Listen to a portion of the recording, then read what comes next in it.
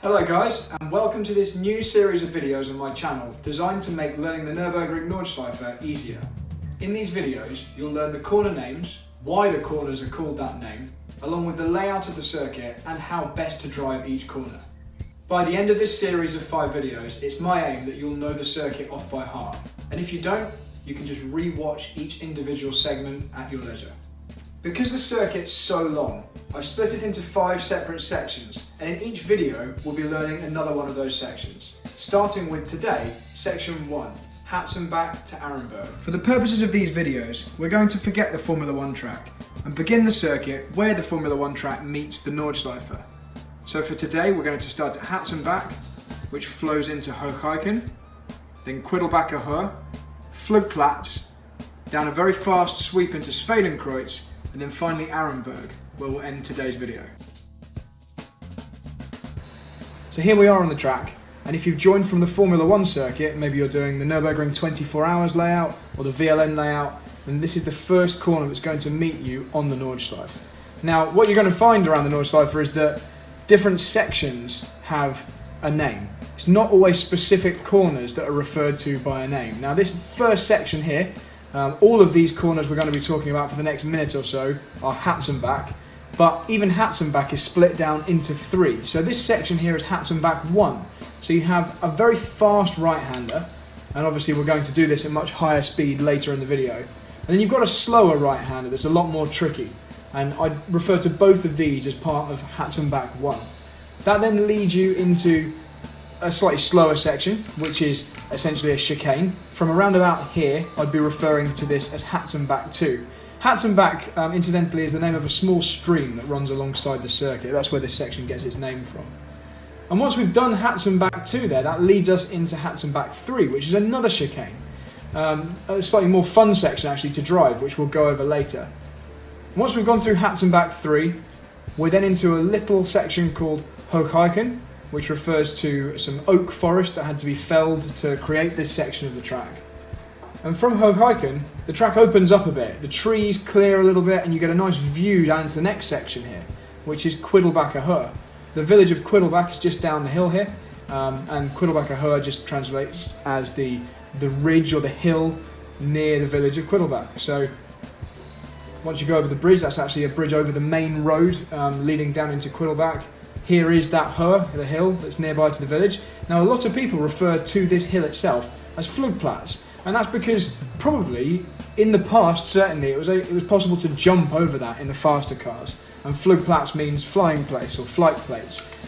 So people perhaps thought that was why that was called Flugplatz. In reality, Flugplatz is really this section just here onwards, and that's because there used to be an airfield on the left here. So Flugplatz in German is essentially airfield. Now it gets really fast from here on in, and we're going to be travelling at a really high speed when we do the fast run later on in the video. This is all completely flat out, and there's not really a name for this part just here, certainly not one that's commonly used. I would refer to this as the fast section between Flugplatz and Schwedenkreuz.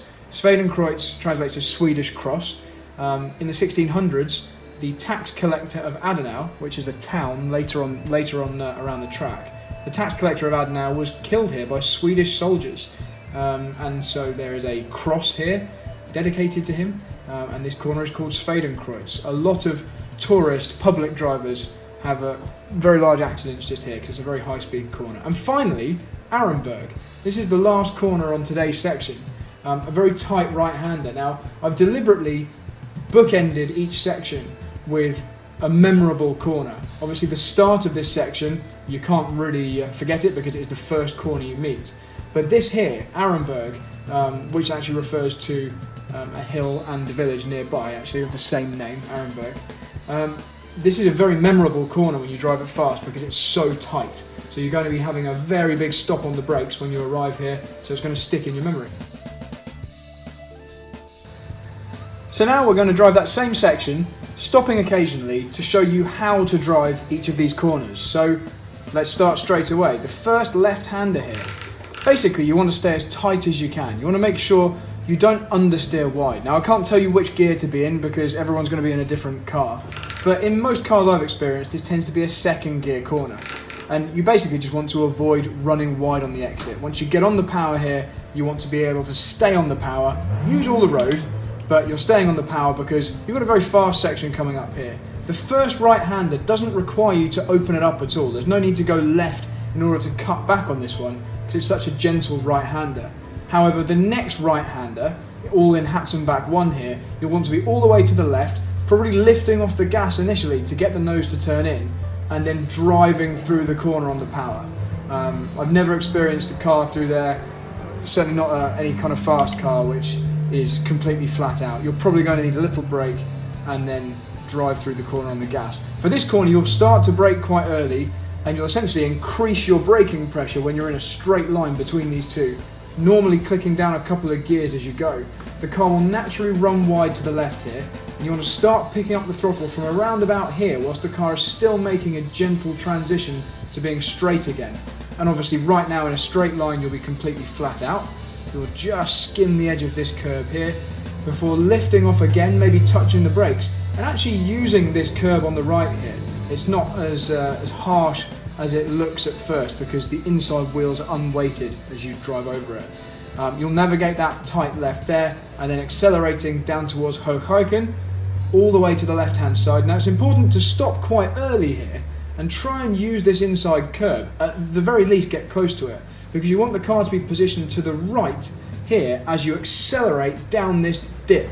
If you're on the left hand side through here, you're going to compromise your speed for the whole of this next fast section. So make sure you're all the way to the right, driving down this hill. That leads you down into Quiddelbacher. And as you cross the bridge, there's no need to really go all the way to the left. You're just driving further than you need to just for the sake of it. It's not a very tight corner. And then we rise up the hill here towards Philpot. Quite often over the crest of the hill it's completely flat out. Before a little lift off or maybe a brake before you turn right. Kiss this first apex, run a little wide, maybe hover on the throttle, and from around about now you're normally full throttle.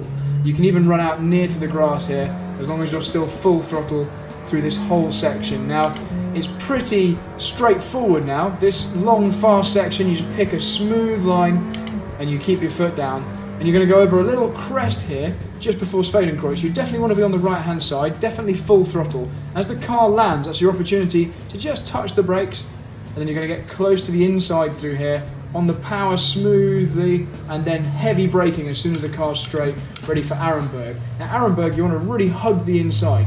Don't try and go wide and cut back. Take a short line, the track will fall away, and that will give you a great run down into our next videos section, which starts off with the foxhole or Fuchsrohr. So that's how to drive the track. Now let's do it at full speed. The car we're using is a Seat Leon Cupra. It's a cup car. It doesn't really have any driver aids and it's front wheel drive. Let's give it a try. So tight to the inside of the first left-hander. Staying to the right-hand side as we head down into Hatzenbach 1. A little lift off and then squeezing the power again through the tighter part of Hatzenbach 1. Then we're going to start to brake early for Hatzenbach 2. Harder on the brakes in the middle here. The car runs wide on the exit and we start to feed the throttle in.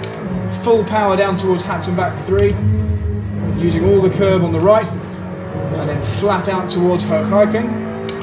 Early on the brakes so we can use the curb on the right, and then absolutely full throttle as we go down through the dip. No need to use all of the track over the bridge at Quiddelbacher, just going to the middle of the circuit. As we head up towards Philpot, we're going to have a little lift, then full throttle again. And then it's absolutely foot to the floor through this whole section now as we head towards Swedenkreuz, just trying not to drive further than we need to, whilst also being mindful to not use too much steering lock. We're going to go over the shallower part of the jump just here, before a lift, an early turn in, and then staying on the power through Swedenkreuz, hard on the brakes once the car's straight, to then stick tight to the inside through Arenberg. And that's section 1 of the Nordschleife. So that's it, section 1 of the Nordschleife nailed. On to section 2 next time.